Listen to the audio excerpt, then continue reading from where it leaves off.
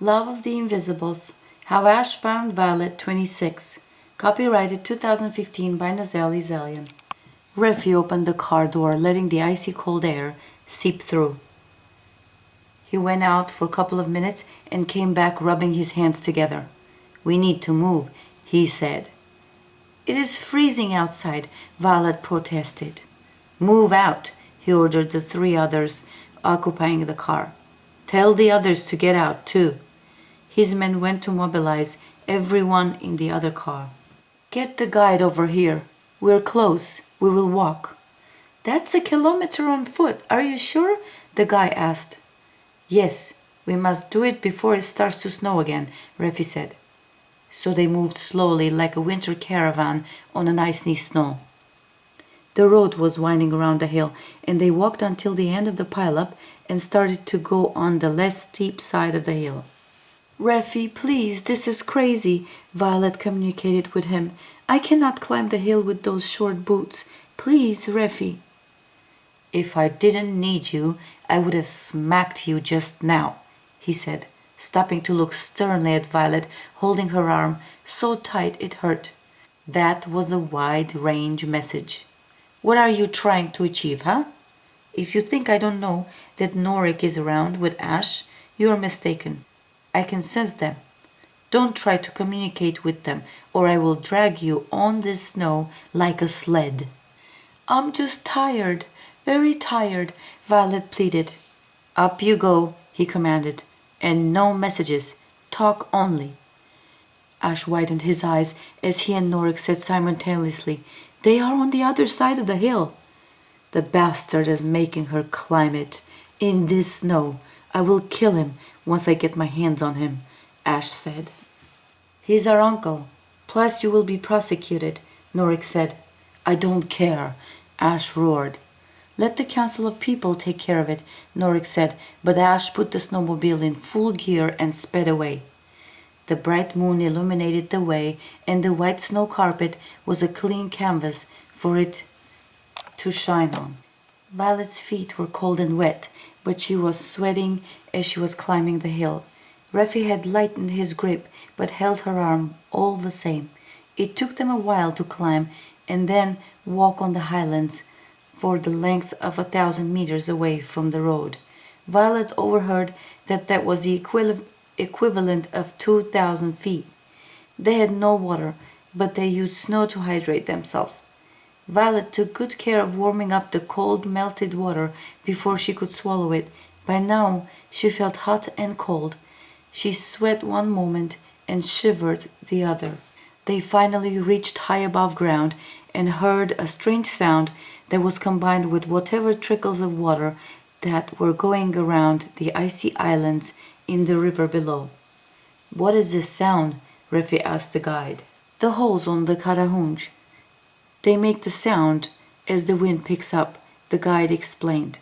Karahunj means sound of the stones, but before that it was called Soras Karer, the army stones, the soldier stones. "I don't care about the history. I know all about it. Don't you think I have read many books and research materials, hence I'm here? You will find out more about it too, something all those Armenian, Russian, and English archaeologists missed. Come." He moved faster in the snow and dragged Violet with him. They approached the stones that must have been about 10 tons each, weathered stones with the tops covered with snow, forming a large circle with a smaller one in the middle. Some had perfectly carved holes in them, and some had perfectly shaped triangles coming out into the stone holes, covering 1/4 of the hole. "If you look closer, you can see certain stars from certain holes," the guide explained to one of Refi's men, who showed interest and was eager to listen about Karahunj than the others. "Look around. Besides the 37 or so standing and the 80 of them making the circle, there are some that are scattered around. It was said that it is the world's oldest observatory. Some say that the ancients had no means to carve and transport those enormous stones. Some villagers talk of supernatural forces having something to do with it." "Nonsense," Refi yelled, directing Violet towards the center of the smaller stone circle. "Bring those over here," He directed the two men to bring some boxes they were carrying up the hill. Violet, look at me. He held her face with his cold hands. I know you're tired. I know you're cold. But all that will go away if you raise your energy to the maximum and retrieve the energy that is hidden underground. Don't look at me like that. Listen. We are now over one of the few sites that are marked on Earth over its geomagnetic field. This is the energy grid. Do you understand what you and I can do once we harness this energy? You are the one that can convert it to bioenergy. You are so powerful. With Anahit's genes preserved in you, you can act as a magnet and draw that energy out without any sophisticated machines. The fact that you are with child is that you and she are two powerful magnets, since there are two life forces instead of one. And what do you think would happen to them? Them? Raffi was astonished, and Violet bit her tongue. But it was too late. That's right, you have more than one in there. He pointed excitingly towards her belly that protruded through the unbuttoned coat. Even better, even better. That angered Violet, and she shook her arm to free herself. Let me go, she yelled. Oh, that's great. Let the soldier in you out. Yes, that's the energy, Raffi said, as his men hooked up some kind of energy devices together that came out of the boxes. The last one had a handle device attached to it. Let go of my arm, Violet struggled to free herself without any result. If you don't comply, I will dissense you or cut your belly, remove the children, and use the last of their energy to draw what's in the earth's core, and then I will throw them into the river, he told her through his teeth, but only she heard it. His voice was overpowered by the wind blowing through the holes of the stones that seemed like a dull sound of a long metal wind instrument. Violet had it enough. She drew all the force that was in her and was ready to pounce at Raffi with all her might, like a tigress protecting its young. But she felt it approaching. It was the strange warm energy, so warm that she was ready to remove her coat and boots. She removed her hat and the scarf and felt the first waves of energy penetrate her body and circulate towards her from her toes to the end of her now light hair. The bio-batteries, bring them closer, quick, Raffi said, and it was done immediately. He held Violet's hand, which by now was engulfed with energy, so much so that she had even removed one arm of her coat, the other arm prominently attached to Raffi's hand.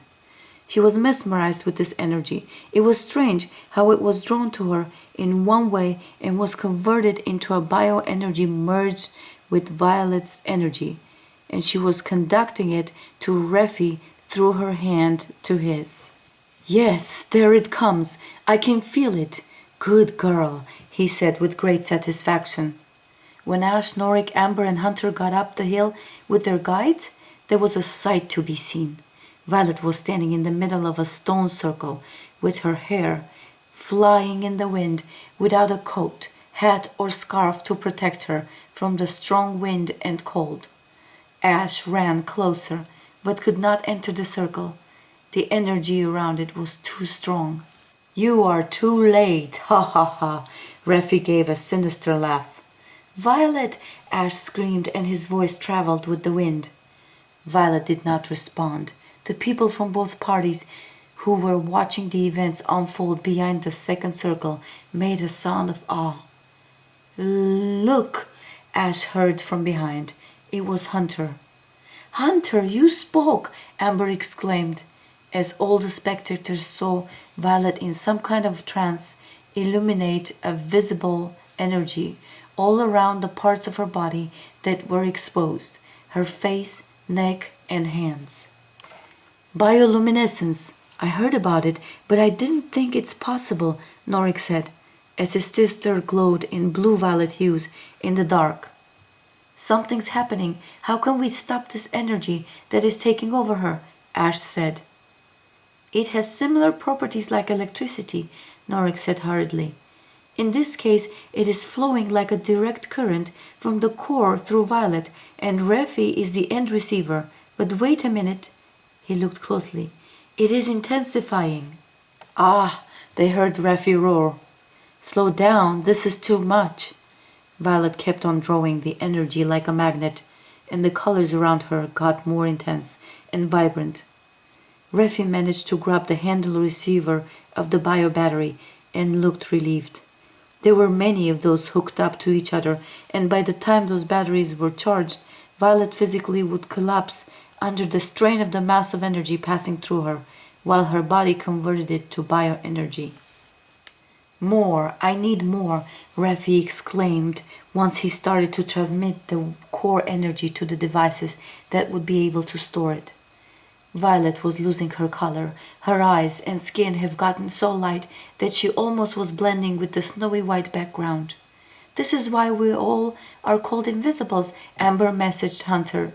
Is there anything we can do to stop this?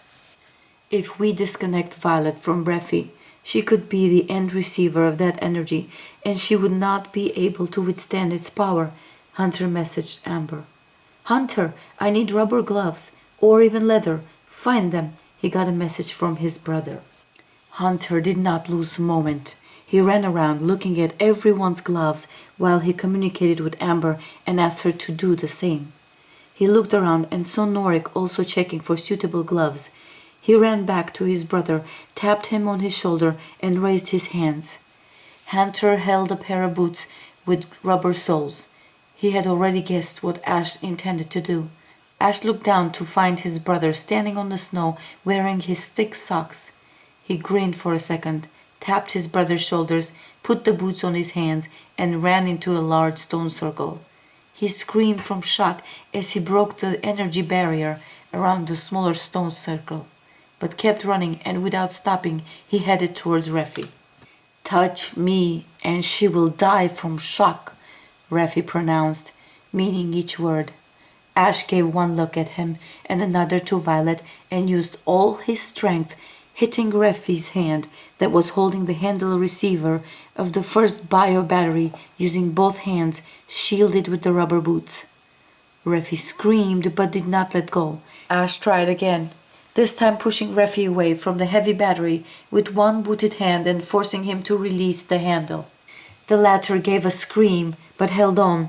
Ash screamed also and kicked Refi's knee with his boot, which also had rubber soles, and forced him to release the handle. Refi gave away a wild scream as the powerful energy shocked him with extremely high voltage of electricity. He lay motionless on the ground, drawing Violet out of the circle while he was still in tight hold of her hand.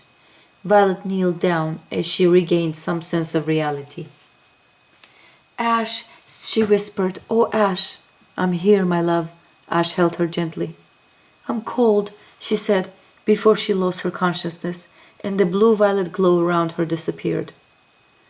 The sun was coming out with its gold rays flickering on the snow through the fast-forming clouds. It was a beautiful sight, and one might have enjoyed it if it wasn't for the stream of unfortunate events occupying the spectators' minds.